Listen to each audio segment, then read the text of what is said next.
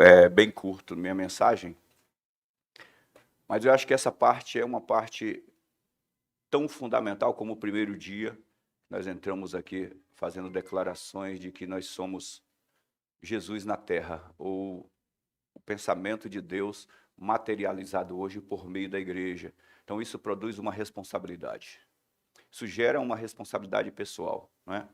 Então eu quero continuar falando hoje, mais voltado para essa questão da responsabilidade com a humanidade, a responsabilidade com as pessoas que estão de fora. O que é que nós estamos fazendo com o que somos e com o que temos?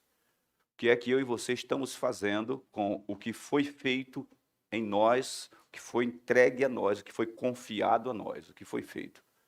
Jesus fala sobre um rei que vai sair para uma longa viagem, para uma jornada para conquistar outras terras, e ele chama os seus servos e distribui talentos entre os seus servos. Ele entrega para cada um conforme a sua capacidade.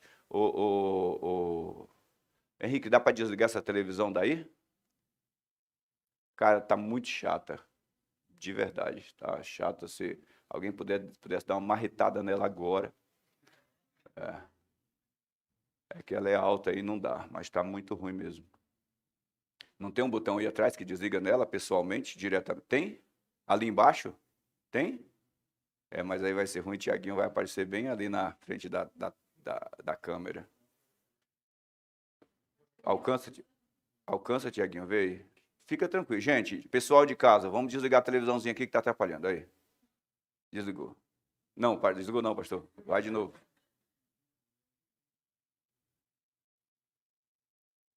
Segura. Aí, desligou. Agora desligou. Apagou a luzinha. Sei. Não sei o que houve, mas ela entrou em crise aí, tá, a imagem do computador aparece e apaga, tá muito ruim. Eu vi aqui o pastor Cássio, de vez em quando dava uma olhada e olhava para cá, eu disse que a televisão está chicoteando o pastor Cássio ali na música.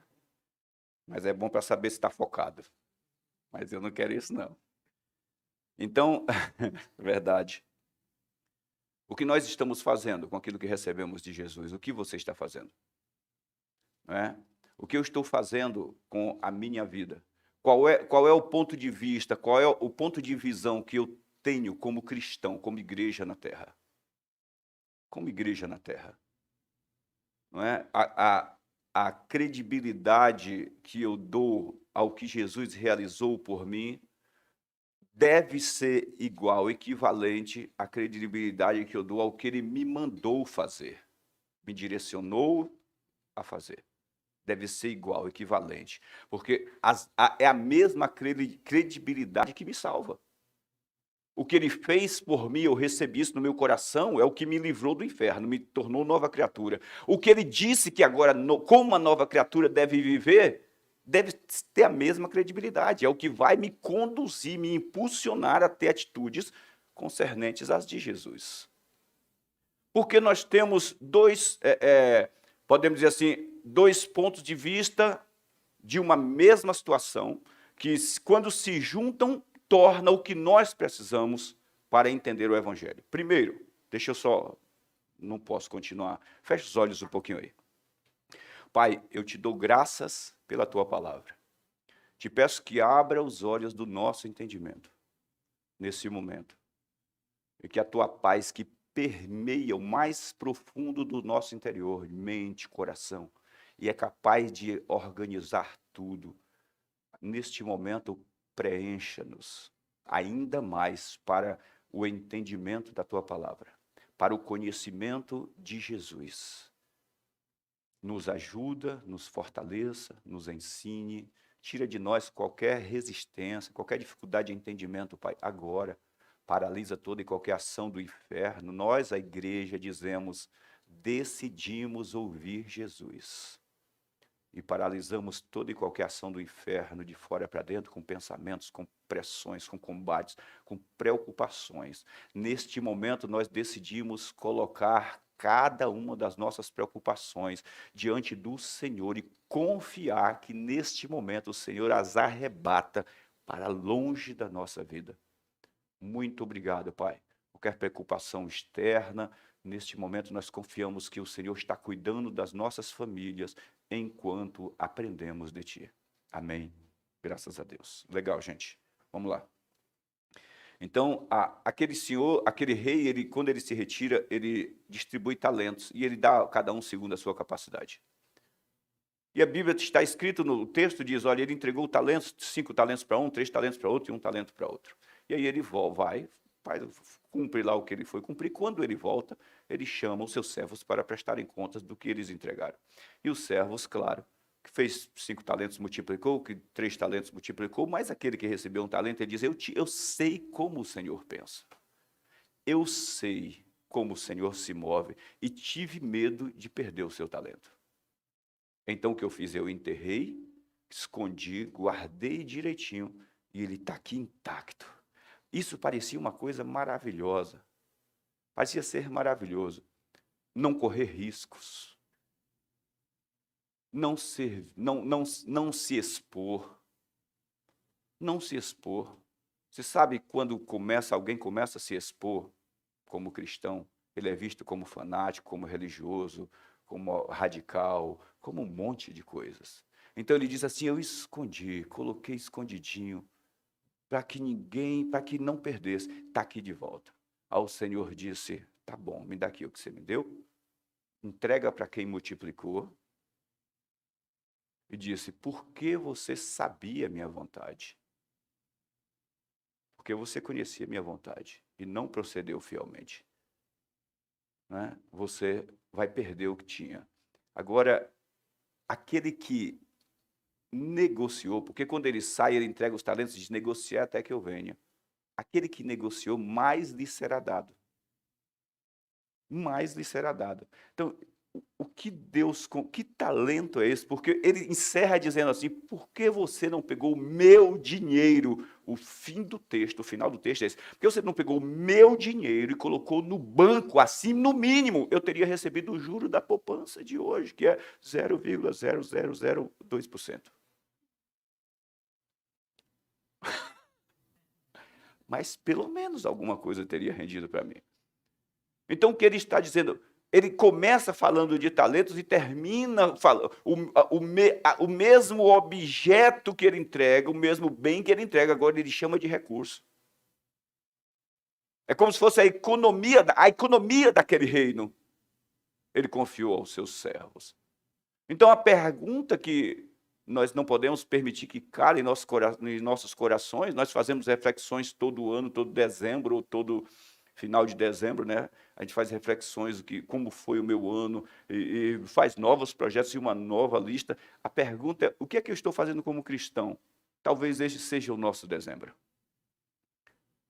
Talvez esse seja o último ano, o último período, o último momento da igreja na Terra. E o que é que eu fiz? O que é que eu estou fazendo com isso que eu recebi de Deus? A Bíblia diz que aquele que ganha almas é sábio. Quais as ferramentas que Deus me deu para ganhar almas? Quais os talentos que cada um de nós tem?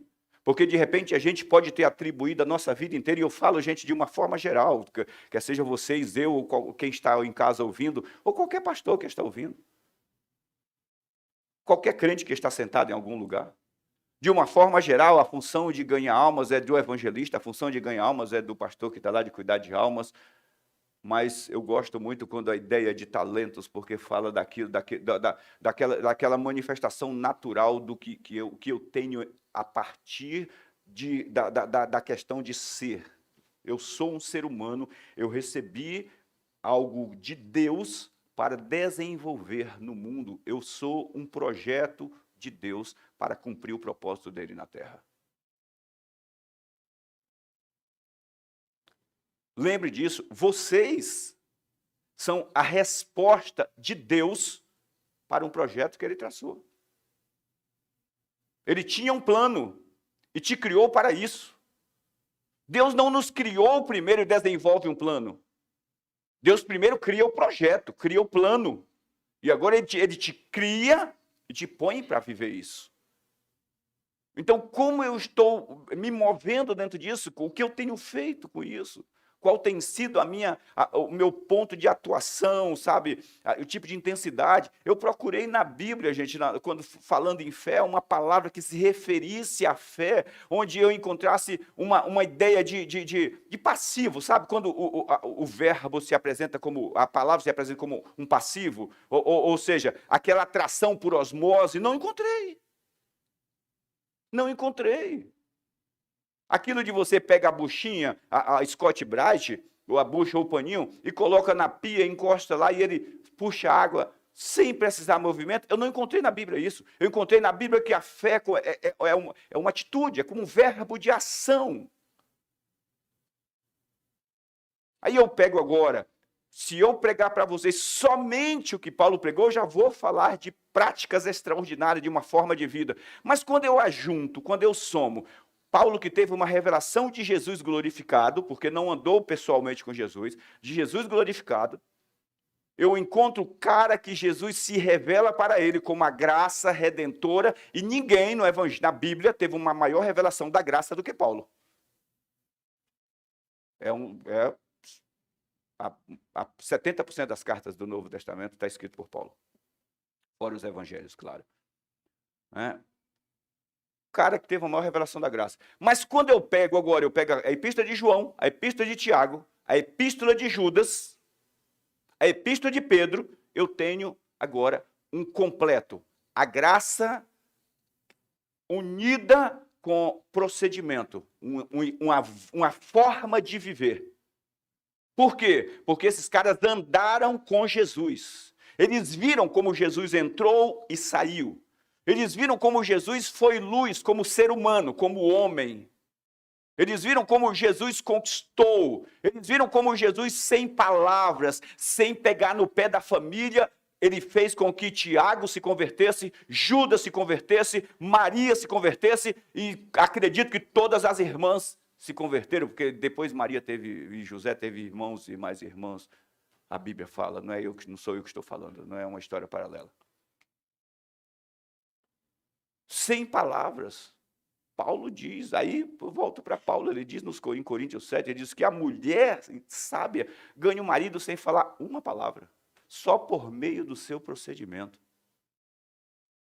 Só por meio de procedimento. Então, a gente precisa ajuntar essas duas coisas e, cara, deixar essa luz brilhar. Né? Então, quando eu falo da nossa identificação com Jesus, eu quero falar desse ponto, seguir nesse ponto aí. É por isso que eu orei para a gente captar isso aí e entender de caramba, a minha responsabilidade pessoal. Gente, quando eu estou conversando com uma pessoa, que ela passa uma ideia e eu volto no mesmo assunto e ela continua passando a ideia de que ela não tem responsabilidade pessoal, que ela não está disposta a assumir responsabilidade social, a minha conversa para ali. Para ali, eu imediatamente paro, porque não adianta. Senão, porque a zona de conforto, é muito essa questão da zona de conforto, sabe aquele negócio da zona de conforto? Ela é legal demais. Gente, zona de conforto é água de banheira que você não precisa, olha só, você esquenta e desliga, você não está gastando energia, você não está gastando água e ela permanece fresquinha ali, é água de banheira debaixo do sol. Você só fica ali, você não está gastando, está só.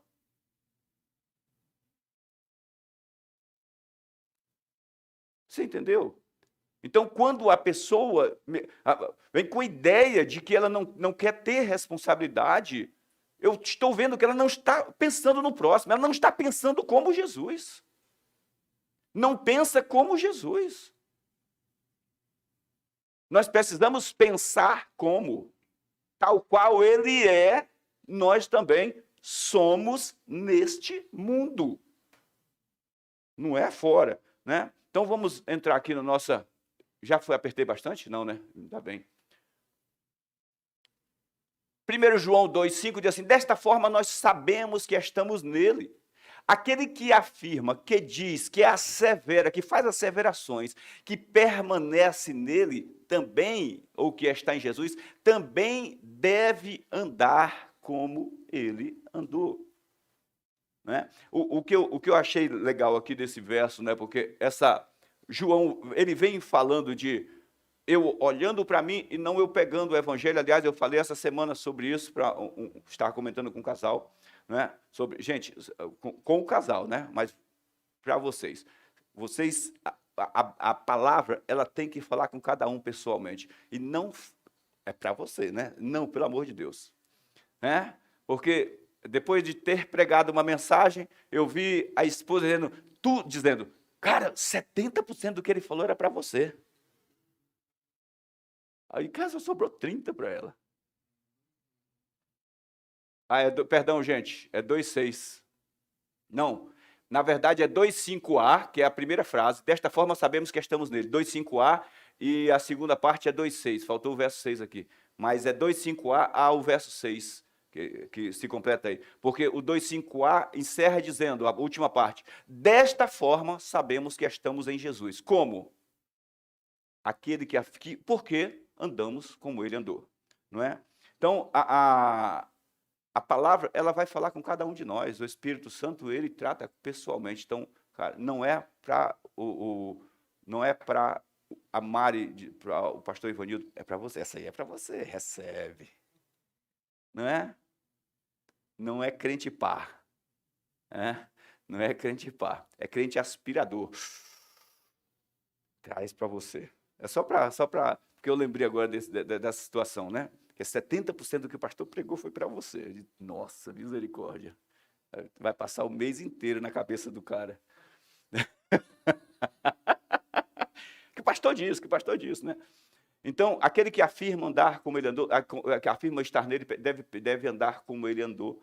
Então, essa palavra, João vem falando sobre essa questão de eu captar a palavra e compreender que a forma de eu reter o mandamento, porque ele diz assim, como sabemos que alguém está na luz, se ele guardar os mandamentos. Aí alguém pensa, nossa, como é que eu vou guardar os mandamentos? Como eu vou conseguir guardar os mandamentos? Né? O mandamento de Jesus é o maior de todos, que ele considera entre a humanidade, é amar o seu próximo como eu te amei.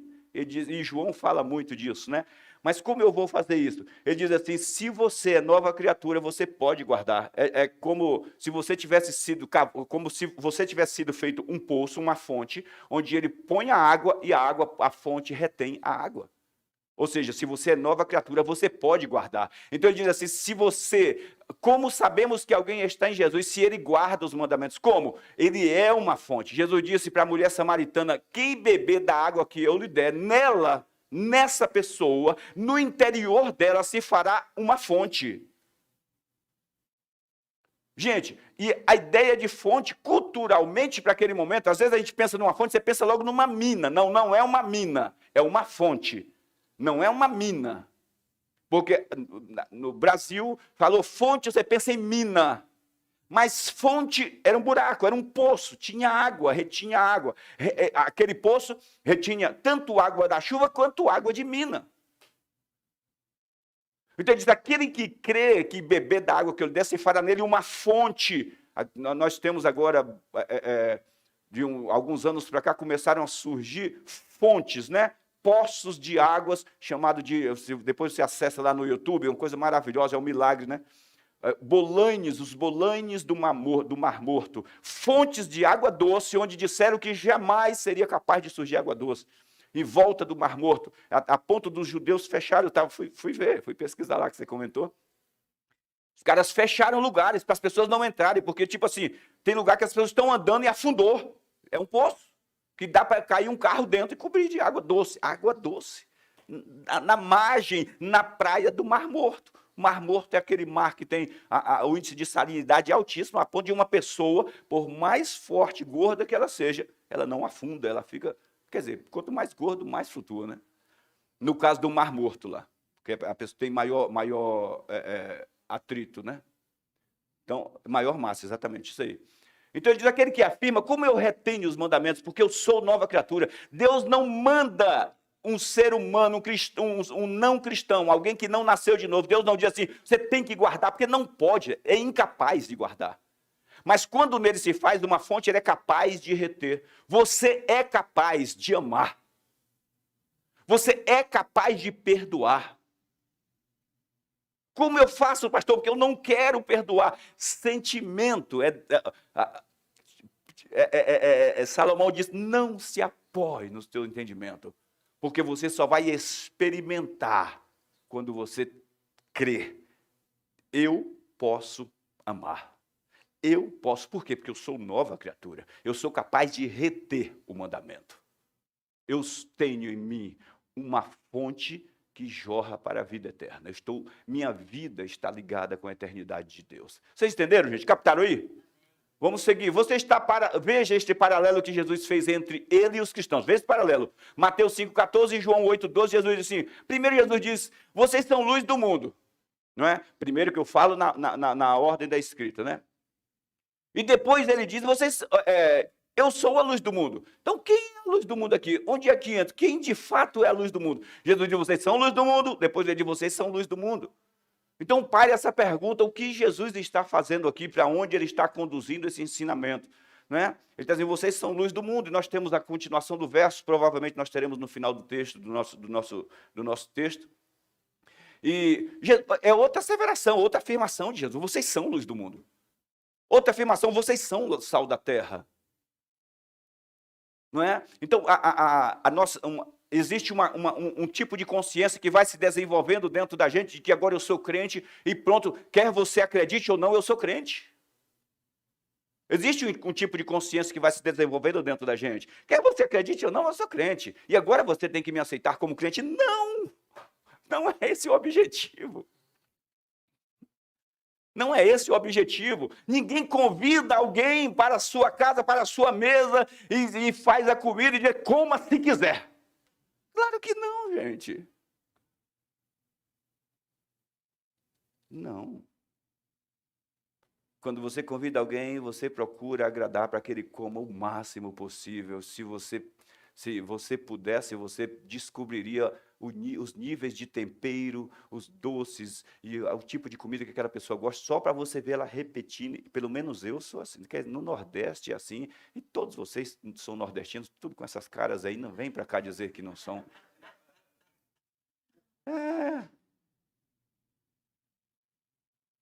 Você entendeu? Não existe essa ideia de que... Não. A Bíblia diz que Deus amou o mundo e que Jesus morreu pelos pecados de todos. Então, Deus convida quem? Todos. E esse convite ele faz hoje por meio de mim e de você.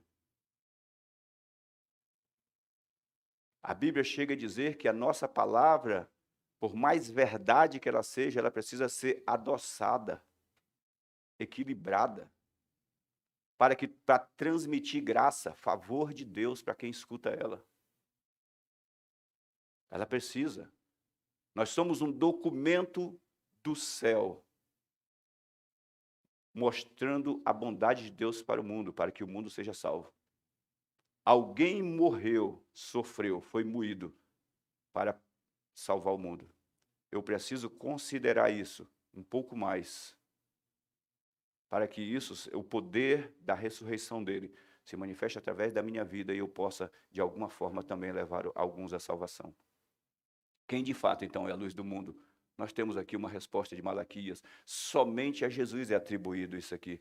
O sol da justiça se levantará trazendo curas em suas asas. Sol da justiça, somente a ele. Então, ele não é apenas a luz, ele é a fonte de toda a luz.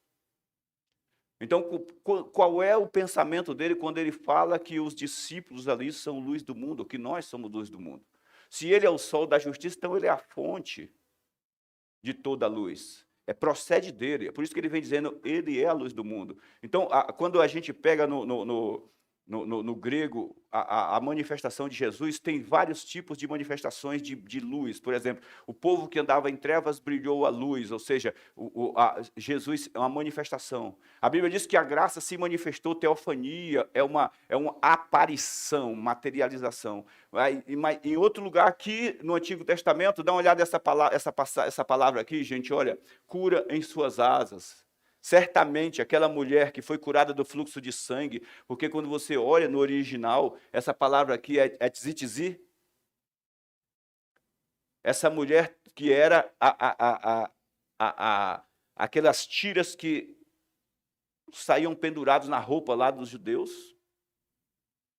Essa mulher tinha no coração, esse cara ele é o Messias, e ele traz consigo, ele é o sol da justiça, ele vem trazendo cura nas pontas de suas vestes. Se eu tão somente tocar em seu tizi-tizi, eu serei curado. Mas ele é o sol da justiça, ele é a fonte que toda luz, de onde procede toda luz. Isso significa que há uma conexão direta, não dá, né? Não é possível refletir a luz sem exposição ao Espírito Santo. Ou seja, a luz de Cristo não é possível sem uma exposição. Um crente pode viver como crente em crentes.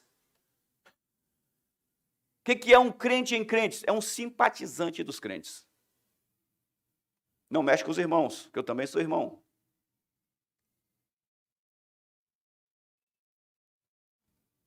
Simpatizante dos crentes. Ele não se expõe à luz porque ele, o crente, não quer ser transformado. Mas ele continua indo e vindo para a igreja. Ele continua participando dos eventos cristãos. Ele continua, é isso aí, fala para ele, é o Miguel, lá de cima. Guerreando para proteger, manter a nossa oração firmada, né? Proteger a mente da gente. Ele está falando, está tudo em paz aqui. É o Migas. Né? E a mensagem, o Gabri está me ajudando aqui na mensagem. Então, um crente pode viver como crente em crente, apenas um simpatizante da igreja.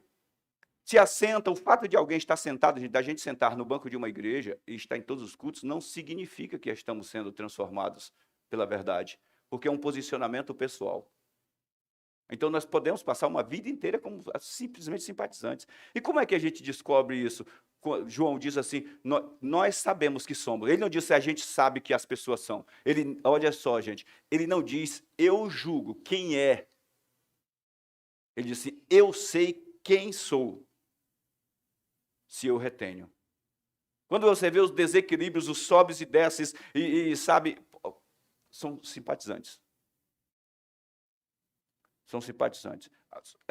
Eu sou bom até onde você é bom. O combustível da minha bondade é a sua bondade, é a resposta que você dá a ela. O combustível da minha generosidade é a resposta que você dá a ela. O combustível do meu perdão é a resposta que você dá a ele. Esquece. Porque o combustível da nossa bondade, da nossa generosidade, do nosso perdão tem que ser Jesus. Esse nunca acaba. Sempre, sempre está aí.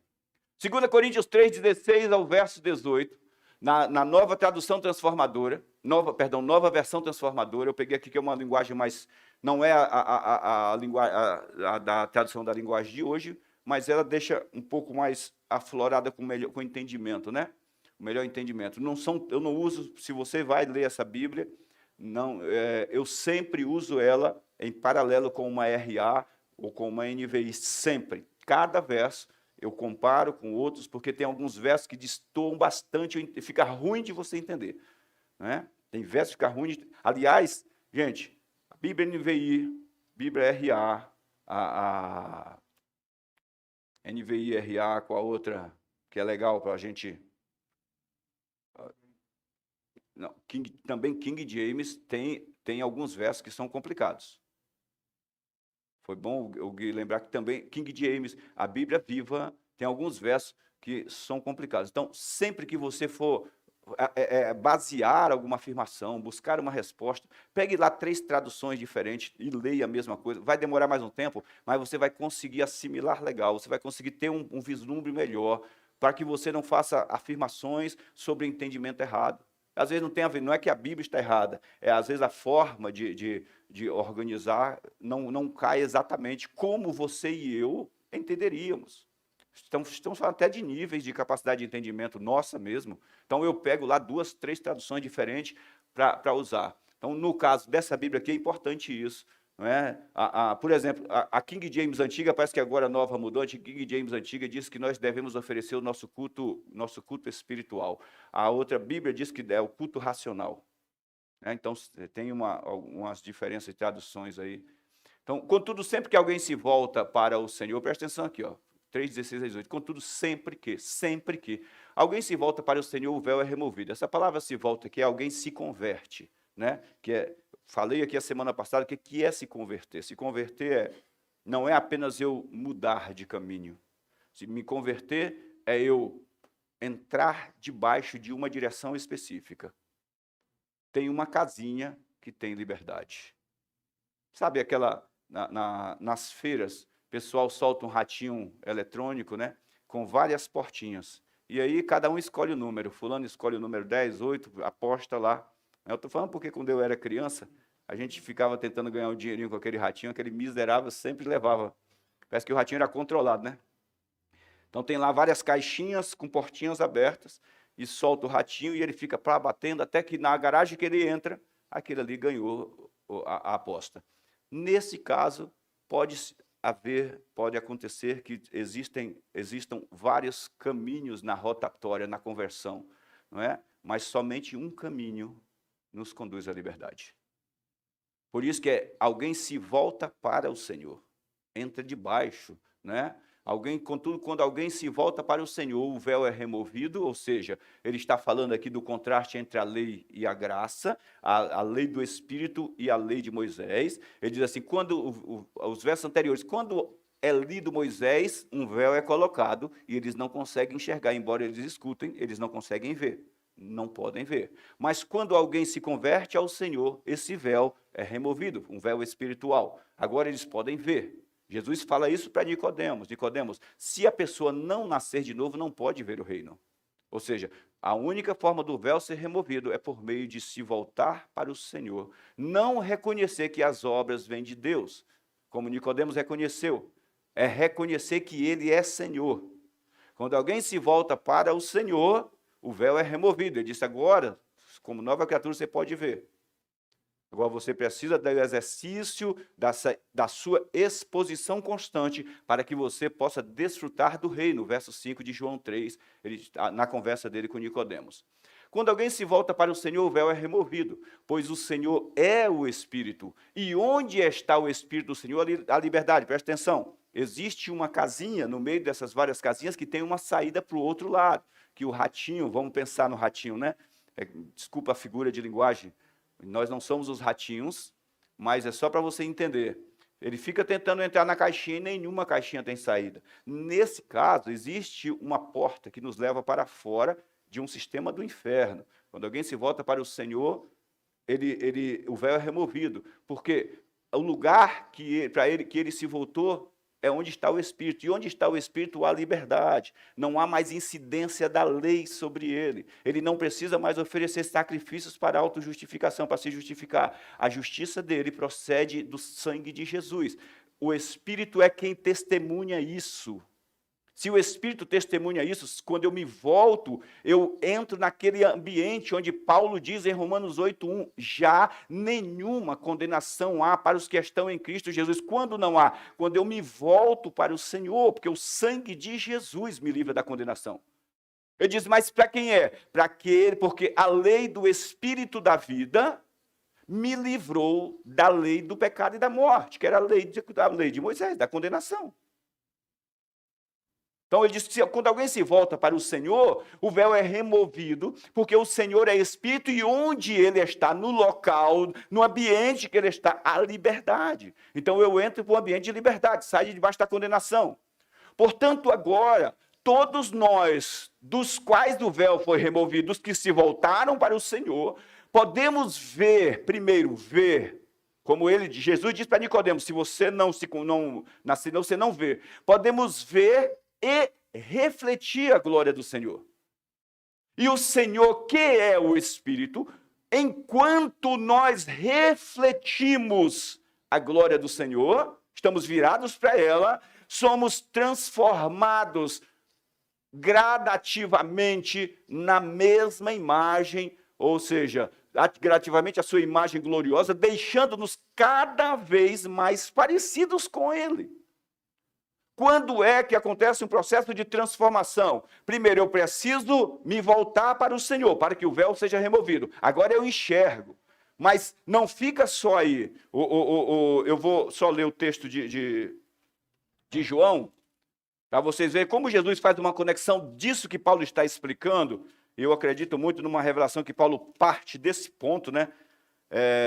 Diz assim, havia entre os judeus, João 3, não precisa abrir a sua Bíblia, só escute, havia entre os judeus, entre os fariseus, um homem chamado Nicodemos, um dos principais dos judeus.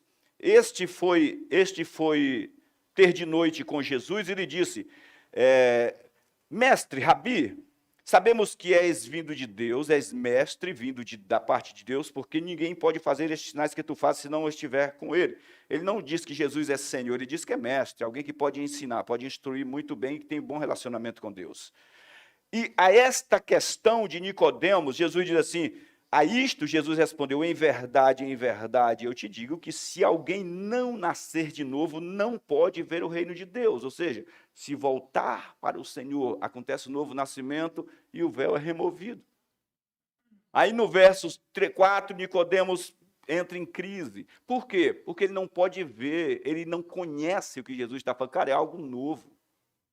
Como é que pode alguém nascer de novo? Ele vai voltar para dentro do ventre da mãe e repassar por todo o processo? Aí Jesus diz agora no verso 5, em verdade eu te digo que quem não nascer da água e do Espírito, ele não pode agora não é ver, é entrar. Jesus fala de um ponto de vista e ele fala, ou seja, de uma visão, de um esclarecimento, uma revelação de algo, e ele fala agora de uma transformação para a participação desse algo. Então está aqui o que Paulo diz, né? O Espírito Santo diz através de Paulo. Portanto, todos nós agora com o véu removido podemos ver e refletir a glória do Senhor. Podemos fazer isso, ver e refletir como espelho. E o Senhor, que é o Espírito, nos transforma gradativamente na sua própria imagem, deixando-nos cada vez mais parecidos com Jesus. Então, quer dizer, eu estou sendo transformado sempre que eu me exponho. A glória é exatamente a bondade de Deus materializada através dos seus filhos, evocando glórias para Deus. O que é glória? Você vai pegar a palavra glória lá, que é doxa, não é? Que a doxa é a palavra grega para glória, ou a mesma palavra no Antigo Testamento, glória, que é ikabod. Kabod, aqui, mas pode usar só essas 4 letras aí para dizer. É doxa ou kabod, fala da mesma coisa. O que é kabod? No Antigo Testamento, kabod está expresso como, ou glória está expresso como ser pesado. É quando alguém se apresenta com tudo o que ele é, e isso não pode ficar retido. É como se você pegasse, eu vi uma reportagem uns anos atrás, um tempo atrás, que no Japão eles inventaram água em cápsula. Vocês já viram isso? Alguém viu essa reportagem? Viu, Gui? Só o Gui? Meu Deus, ainda bem que tu me ajudou, né? Água em cápsula. Eu não sei como é que os caras encapsularam água, mas eles conseguiram fazer uma bolinha de água. E o cara pega essa bolinha, joga na boca e transforma-se em água. Deve ser algo muito legal, né? Deve ser algo muito legal. Porque os caras têm bolinha de crack, tem bolinha de cocaína, agora bolinha de água, tem bolinha de cachaça, bolinha. Cara, dá 2 bolinhas. A água em cápsula.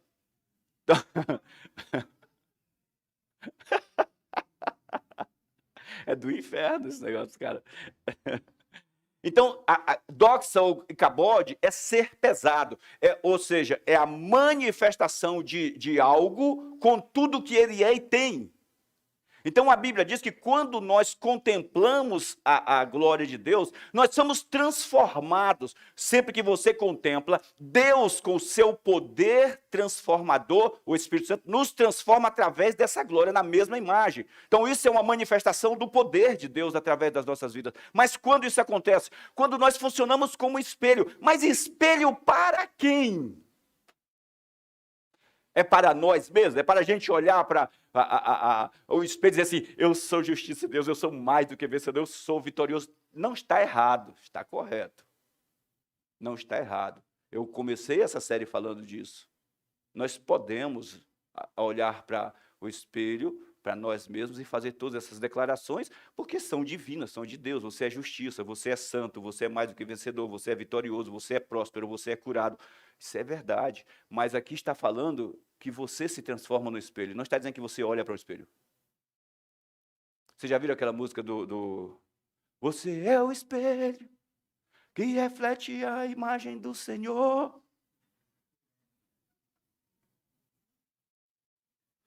Aí eu não gosto da segunda frase. Sou bom nisso, estou treinando, pastor.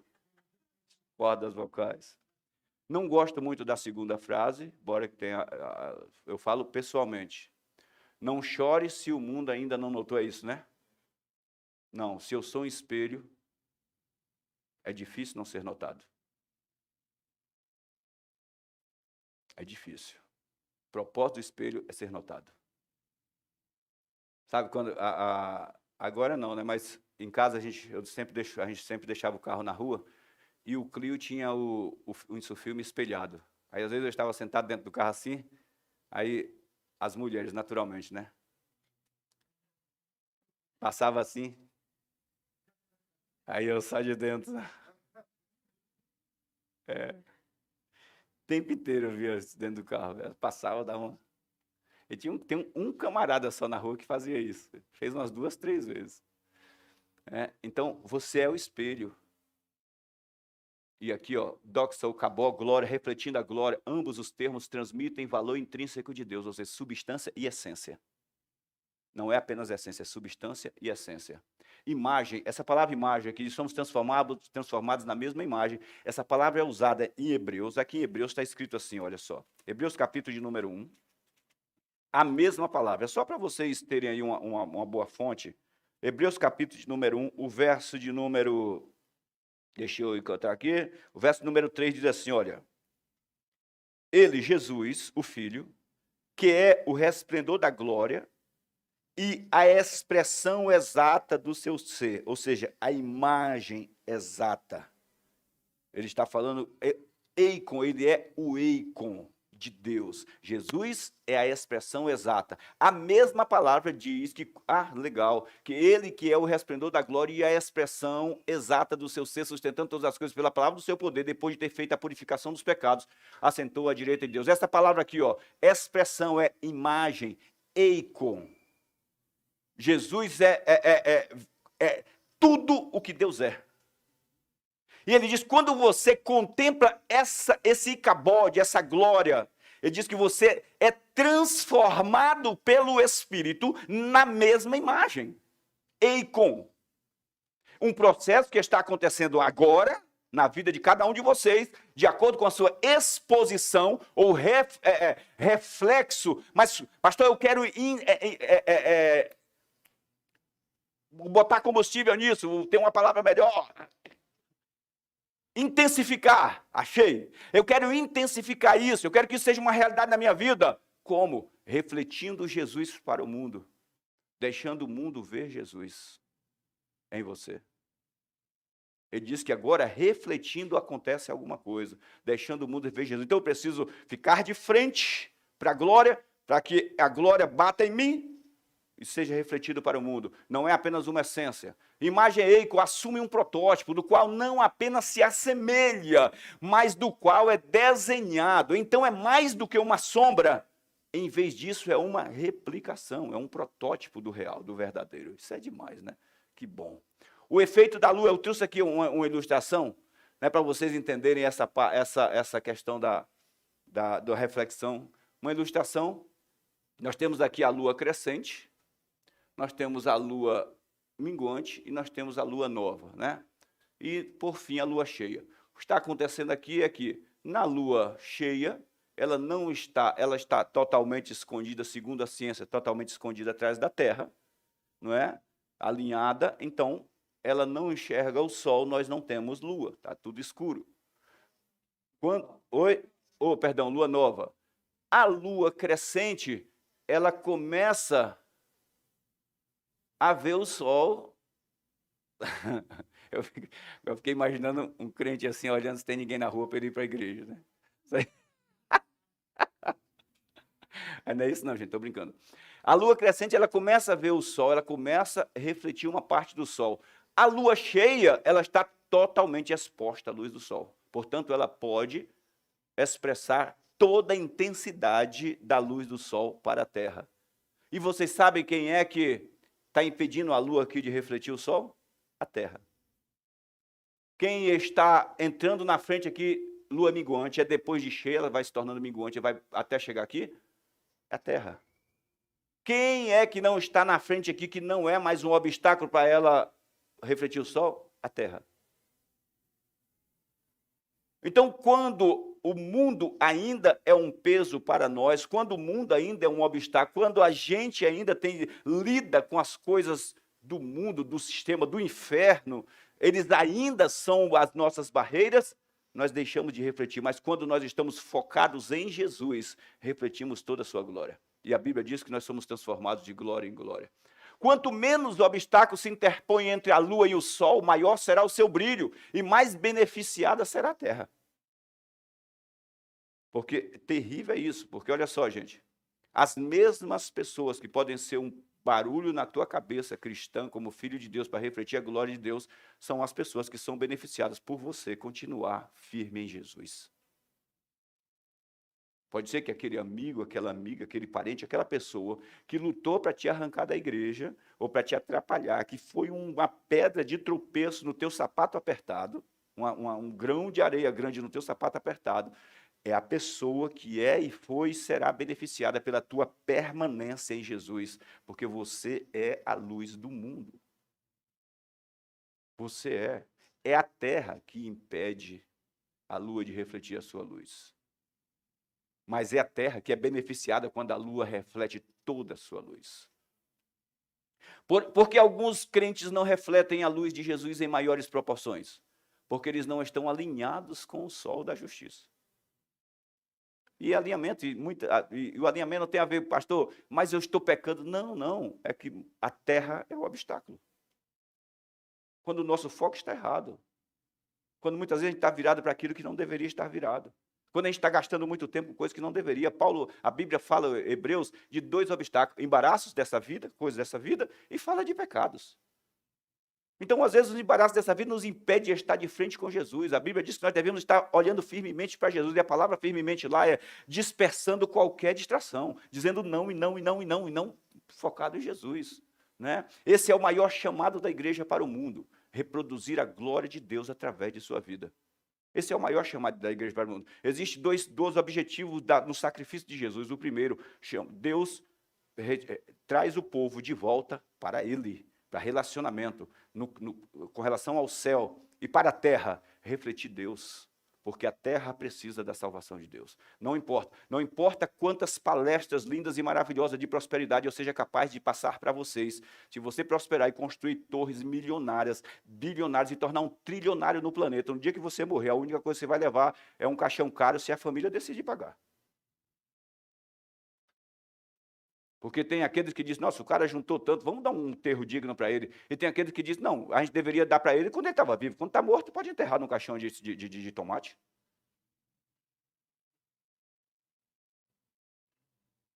Mas quando nós falamos da luz da glória de Cristo, você fala de algo que se desfruta na eternidade.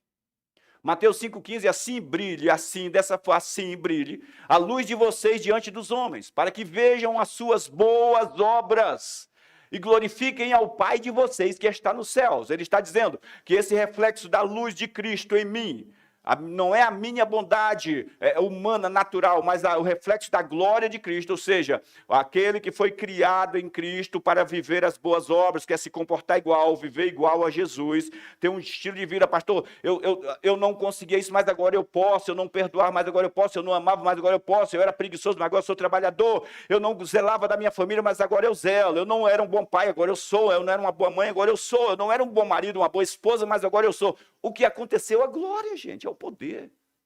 É a coisa que o mundo não pode te dar. O mundo dá subterfúgio para a esposa deixar de ser a boa esposa, porque ela tem a opção e não precisa ficar debaixo de castigo desse jeito. Para o marido fazer a esposa ficar boazinha com um cartão de crédito ilimitado e talvez negociando. Mas entendam, aquilo que a gente mantém com a nossa força, vamos ter que sustentar até o final. Até o final, gente. Lembre disso. Tudo que você mantiver mantendo por preço, por dinheiro, e eu falo dinheiro por preço, você vai ter que sustentar até o final. Isso é do inferno.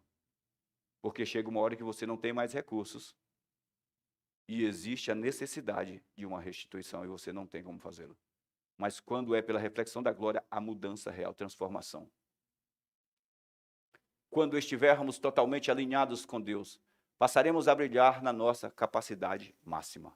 Isso é demais. Quanto mais você se coloca pode levantar, pastor, vamos ficar de pé, vem para cá. Quando você se coloca nesse alinhamento, entendendo que, como Deus disse através do profeta Zacarias, não é por força nem por violência, mas é pelo meu espírito. Ele estava falando disso. Ele disse assim, cara, não tente, para o governador de Israel, não tente fazer governar o povo ou restaurar a terra com a tua força, você não vai conseguir. Você vai morrer e o problema continua, o trabalho continua e tudo continua. E os problemas e as crises, ele disse, não é por força nem por violência, é pelo meu espírito. É debaixo de ações de graça, está escrito lá em Zacarias, capítulo, acho que 4, 3 ou 4, 2, um deles lá, né? Debaixo de ações de graça, ou seja, declarando graça sobre graça. Para você fazer isso, você vai ter que se virar para a graça. Debaixo de ações de graças, sobre declarações de graça sobre graça. Haja graça, haja graça, haja graça. Ele diz, esse monte vai se tornar uma campina. Porque ele estava tentando conduzir, restaurar e restituir na força. Arrastar pelo pescoço o povo para fazer aquilo que Deus queria. Deus diz, não adianta. É sobre ações de graça. Reflita a glória. Fique de frente para a doxa. E ela vai refletir a luz que sai de você. A gente fazia isso quando era pequeno. Pegava uma lente de aumento, colocava na frente do sol. Ficava tocando fogo no papel, na graminha. Não vou falar que tinha gente que fazia isso com as formiguinhas, né? Você ampliava, intensificava a luz do sol num pequeno raio e tocava fogo. É exatamente o que Deus quer. Deus quer que por meio da tua vida Ele incendeie o mundo. A glória dele incendeie o mundo. Alcance a sua família, alcance os seus vizinhos, alcance todo mundo que está em volta de você. É dessa forma. Alinhados com Jesus. Pai, muito obrigado. Só o Senhor é digno de toda glória e honra. Nós queremos sempre refletir tua glória. Tu és a fonte. És a fonte das nossas vidas, a fonte da nossa existência, és a fonte. Tu és quem nós devemos ser. É baseado na tua palavra, é baseado em quem tu és que nós queremos prosseguir, Pai. Em nome de Jesus, nós te agradecemos por essa manhã, para a tua glória. Graças a Deus.